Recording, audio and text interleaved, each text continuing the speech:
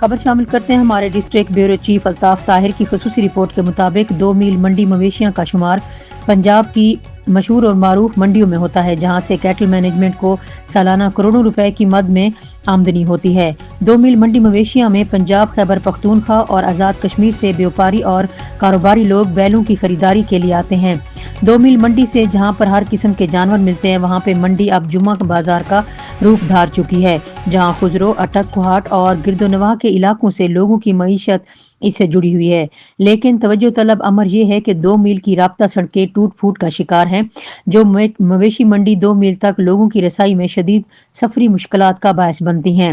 Electronic اور print media مسلسل پنڈ دادن، پنڈ سلطانی تا 2 میل ناڑا موڑ سڑک کی خستہ حال کو نوحہ کناں ہے، لیکن عوامی نمائندوں تک اس کی باز گشت نہیں پہنچ پا رہی۔